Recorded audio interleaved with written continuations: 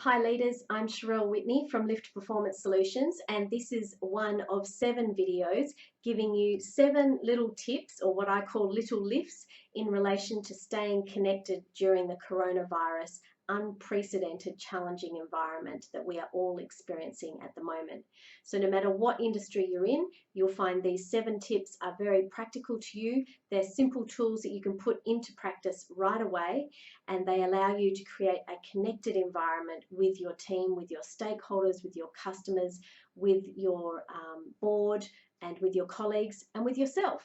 Because as leaders, we are the ones being looked to for clarity, for calm, and for courage. We need to continue to engage. We need to continue to be influencing the things that we can, and we need to get our energy from somewhere. So I'm hoping that Lift provides you with these free little lifts that help you stay connected with yourself, with your team.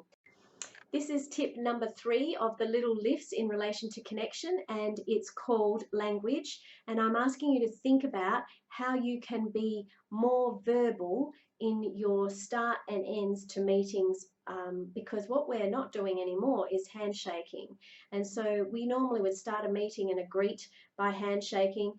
We would finish off that meeting by handshaking, and we have lost that opportunity in the environment of COVID-19. So with coronavirus, we're having to find different ways to connect, and I'm conscious that without another way to close the gap that a handshake leaves, we are feeling awkward at the start and the end of our meetings. So have a think about how you might do that. A couple of things that I've seen work really well are people consciously saying, oh, it's great to be at this meeting. I know we're not allowed to shake hands, but I'm really pleased to be a part of this meeting, looking forward to the agenda.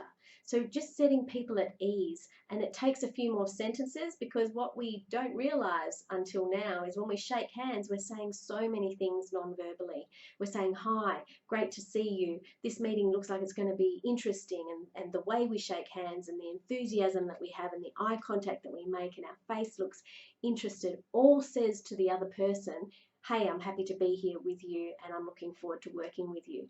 So now we actually have to say that, because our body isn't able to convey that message. And for those of you that work in other environments where hugs are appropriate, or you might put your arm around someone when you've had a great meeting, or you have just met and finished up the meeting, and that's how you might finish it. Those kind of more personal touches are certainly things that we aren't doing in the current environment with coronavirus. So you're going to need to think of other ways that you can stay connected. And again, what can you say? Thank you for your time. I really appreciate you meeting with me in person today, because for some people that's still a very courageous decision to be making right now.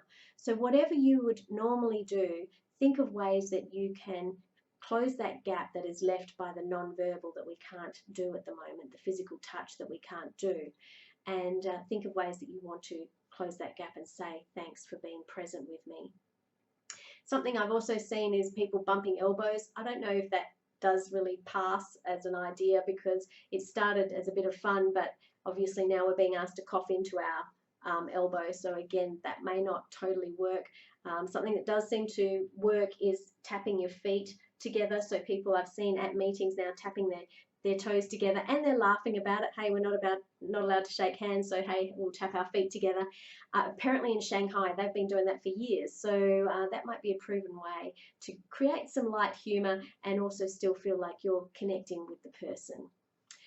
So I just ask you to think about your language, and make sure that you are creating that trusting environment. Make sure that you are doing your best to make the other person feel comfortable and valued. And if we're all doing that with each other, not only does it make our meetings go more smoothly and stay connected with each other, but we feel like we're not losing that common humanity that binds us all together.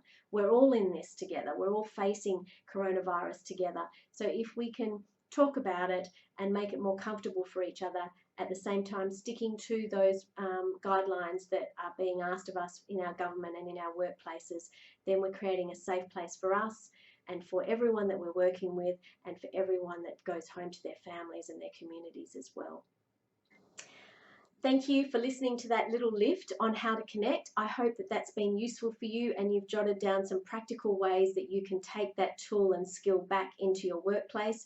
I also hope that you'll take it back to your family, your friends, and also into your community, because our work at Lift is not only about lifting leaders to be successful at work, but also lifting you to lead at home and in your communities so that you are living and leading your bravest life in all those areas.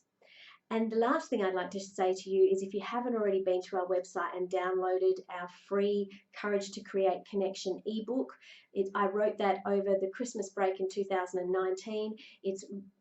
I've given you the 10 top best connection tips that I've got for leaders that I know work, in a lot more detail than I could give you here in this video. So please download that. It's completely free. There's no catch. I just want you to have that resource at your in your toolkit so that you can use it whenever you need to create connection, which is the #1 thing that great leaders do well.